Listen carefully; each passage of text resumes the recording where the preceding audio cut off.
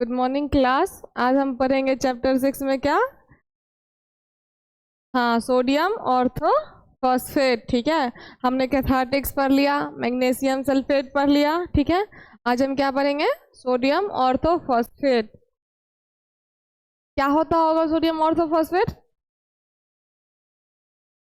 बताओ, किसमें पढ़ रहे हो, किसमें पढ़, कैथार्टिक्स में। तो क्या होता होगा sodium phosphate, ortho phosphate, cathartics ही होगा ना, या कुछ और हो जाएगा। देखो क्या है ये तुम्हारा सोडियम ऑर्थो फॉस्फेट। ठीक है, इसका फॉर्मूला क्या होता है आपका, Na2HPO4। ठीक है, और कितना वाटर होता है इसके पास, 12। ठीक, कहता है इसका मॉलिक्यूलर वेट आपका कितना हो जाएगा,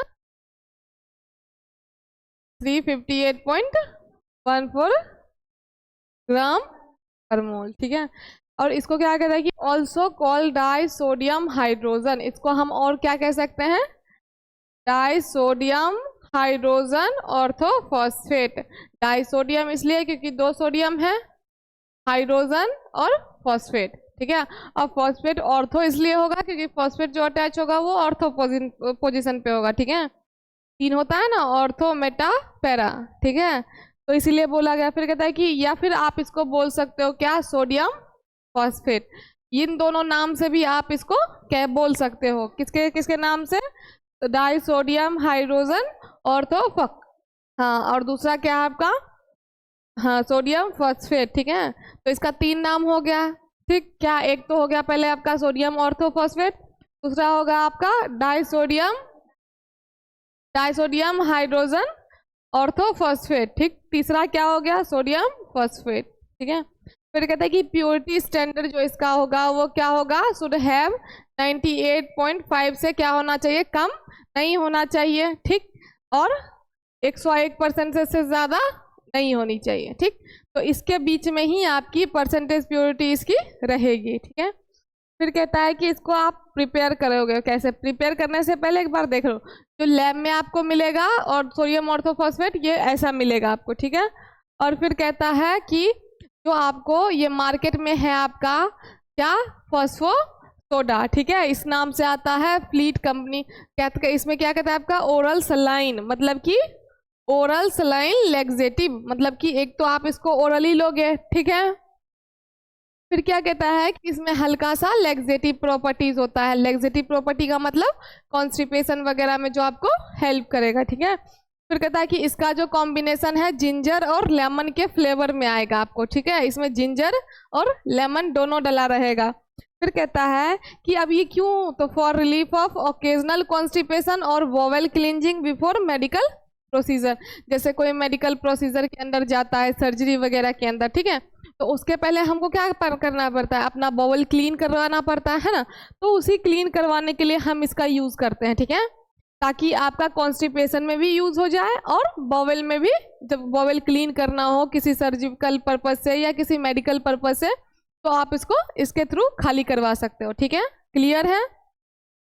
अब देखो इसको बनाओगे कैसे आप, तो सबसे पहले कहता है कि method of preparation from sodium carbonate और फॉस्फोरिक एसिड। सोडियम कार्बोनेट लेके और फॉस्फोरिक एसिड लेके आप इसको बना सकते हो। ठीक, कहता है कि sodium carbonate is treated with hot solution of phosphoric acid. Sodium carbonate को किसमें ट्रीट करोगे, hot solution of phosphoric acid. हाँ, सोडियम कार्बोनेट लोगे, उसके बाद हॉट सॉल्यूशन लोगे किसका, फॉस्फोरिक एसिड का। ठीक है, आपस में दोनों को क्या करवाओगे, रिएक्ट करवाओगे। ठीक है, फिर कहता है कि the acid affects the third hydrogen of phosphoric acid. अब कहता है कि जो एसिड है वो थर्ड हाइड्रोजन जो आपका होगा उसको क्या करेगा, वो अटैक करेगा। ठीक है, फिर कहता है कि reaction produces die sodium hydrogen phosphate. अब मान लो कि यहाँ पे ट्राई सोडियम था, ठीक है, ये क्या हो गया आपका, डाइसोडियम ही था ना, पहले भी डाइसोडियम था, यहाँ पे उसने अटैक किसको किया, सिर्फ थर्ड हाइड्रोजन को। ठीक है, तो कहता है कि जो रिएक्शन आपका प्रोड्यूस करेगा वो करेगा डाइसोडियम हाइड्रोजन फॉस्फेट बनाएगा। फिर कहता है कि द सॉल्यूशन इज न्यूट्रलाइज्ड, सबसे पहले क्या होगा, न्यूट्रलाइज करोगे, न्यूट्रलाइज करने के बाद उसको क्या करोगे, कंसंट्रेट करोगे, कंसंट्रेट करने के बाद क्या करोगे, क्रिस्टलाइज, उसके बाद सेपरेट करोगे, फिर सेंट्रीफ्यूज, आप सेपरेट कैसे करोगे, कोई प्रोसेस यूज करोगे तभी तो सेपरेट करोगे, तो उसके लिए आप सेंट्रीफ्यूगल मेथड यूज कर सकते हो, ठीक। उसके बाद उसको वॉश करके फिर क्या करोगे, आप ड्राई कर लोगे, ठीक। ये प्रोसेस था किसका, आपका ये मेथड का सोडियम कार्बोनेट फॉस्फोरिक एसिड को मिला के बनाने का, ठीक है। अब यहाँ पे ये वाली रिएक्शन जो इसने बोला है, ये वाली रिएक्शन आपका है, यहाँ पे क्या लिया इसने, ट्राई हाइड्रोजन फॉस्फेट लिया ना, ट्राई हाइड्रोजन फॉस्फेट। अब ट्राई हाइड्रोजन फॉस्फेट लिया, किसके साथ लिया, सोडियम, हाँ, मतलब कि या तो ट्राई हाइड्रोजन फॉस्फेट बोल लो, या तो इसको डायरेक्टली क्या बोल लो, फॉस्फोरिक एसिड बोल लो, ठीक है। या तो आप जब इसको आप फॉस्फोरिक एसिड के साथ किसको करवाओगे, सोडियम कार्बोनेट को करवाओगे, तो सोडियम है उसके वो किसके साथ चला जाएगा, HPO4 के साथ, तो ये क्या बना लेगा आपका, डाइसोडियम हाइड्रोजन ऑर्थो फॉस्फेट, ठीक है। अब इसने क्या कहा, देखो कि हाइड्रोजन को अटैक करता है ना अटैक एक हाइड्रोजन को, तो इसने इससे क्या किया, एक हाइड्रोजन को ले लिया ना। अब इसके पास कितना हाइड्रोजन है आपका, 2 हाइड्रोजन, ठीक है। फिर यहाँ पे हम क्या लिख देंगे, H2O। अब यहाँ से PO4 तो वो ले चुका है, तो हम ऑक्सीजन कहाँ से लेंगे, कार्बन डाइऑक्साइड से, तो या सॉरी कार्बोनेट से लेंगे, तो कार्बोनेट से जब इसने एक ऑक्सीजन ले लिया तो इसने क्या बना लिया, H2O, मतलब वाटर बना लिया। अब इसके पास कितना है, 2 ऑक्सीजन है, 2 ऑक्सीजन है, इसके वजह से ये आपका क्या हो गया, कार्बन डाइऑक्साइड, ठीक है। और ये जो है ये भी आपका प्रेसिपिटेट बनाएगा, ठीक। तो ये हो गया इसका रिएक्शन कि जब हमने किसको, फॉस्फोरिक एसिड को सोडियम कार्बोनेट के साथ रिएक्ट करवाया तो वो क्या बनाया आपका, सोडियम डाइसोडियम ऑर्थो फॉस्फेट, ठीक है। और प्लस में आपका जो साइड प्रोडक्ट हो गया वो क्या हो गया, वाटर हो गया और कार्बन डाइऑक्साइड हो गया, ठीक। ये तो था पहला मेथड। दूसरा मेथड आपका क्या है, फ्रॉम कैल्शियम फॉस्फेट से, ठीक है।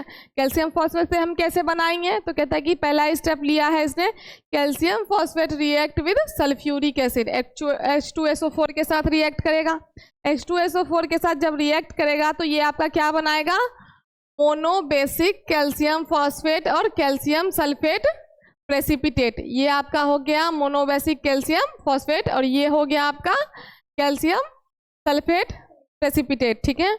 कहता है कि जब हमने क्या लिया, इसको कैल्शियम फॉस्फेट को लिया किसके साथ, सल्फ्यूरिक एसिड के साथ, तो कैल्शियम किसके साथ जाके रिएक्ट किया, H2, यहाँ से H2 निकाला, यहाँ से क्या लिया, PO4 लिया, ठीक। ये PO4 आपका गया ना, और यहाँ से H2 गया आपका, बचा क्या है आपके पास, क्या क्या बचा हुआ है, Ca तो आपका गया, फिर भी आपके पास कितना Ca है, अभी भी 2 Ca है ना, Ca3 था ना बच्चे, Ca3 में से एक Ca इसने ले लिया, तो कितना Ca बचा, 2 बचा है। फिर इसने PO4 तो ले लिया एज इट इज, फिर भी आपके पास क्या बचा है यहाँ पे, बताओ, SO4 बचा है, ठीक है। और यहाँ पे क्या बचा है आपका, कुछ बचा है,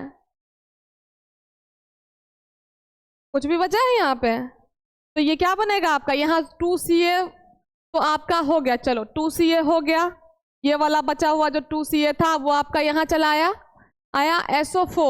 SO4 आपका यहाँ से आया, क्योंकि यहाँ पे SO4 कितना था आपका, 2 था, तो दोनों SO4 आपका यहाँ चला आया, ठीक है। तो ये बना लिया आपका क्या, कैल्शियम सल्फेट प्रेसिपिटेट। जो आपका कैल्शियम सल्फेट बनेगा उसको इस फॉर्म में बनेगा, प्रेसिपिटेट के फॉर्म में बनेगा, ठीक है।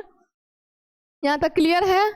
अब दूसरा स्टेप देखो क्या कहता है। ये सबसे पहले क्या था, पहला स्टेप था जिसमें आपने क्या किया, कैल्शियम फॉस्फेट को रिएक्ट करवाया सल्फ्यूरिक एसिड के साथ, और जब वो सल्फ्यूरिक एसिड के साथ रिएक्ट किया तो उसने क्या बनाया,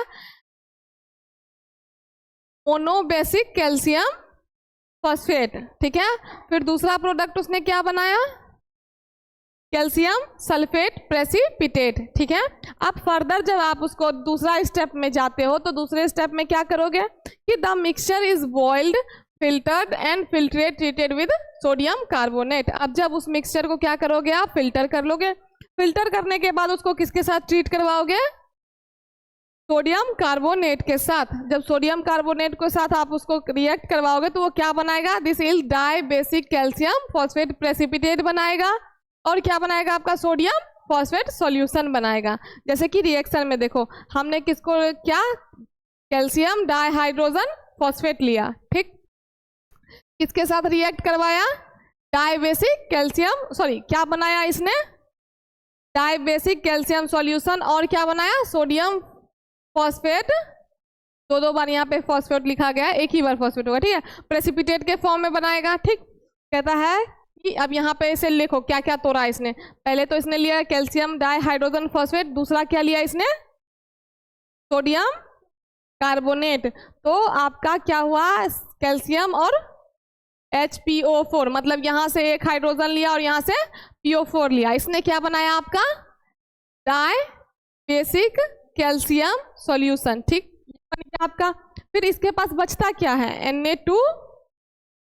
Na2 बचा है और क्या क्या बचा है, CO3 भी बचा हुआ है, इधर क्या बचा है आपका HPO4, दो है ना, ये भी आपका दो है, तो एक तो इसने ले लिया, एक अभी बचा है आपके पास, तो यहाँ पे ये क्या लिखा सोडियम HPO4, मतलब सोडियम फॉस्फेट प्रेसिपिटेट आपका बना।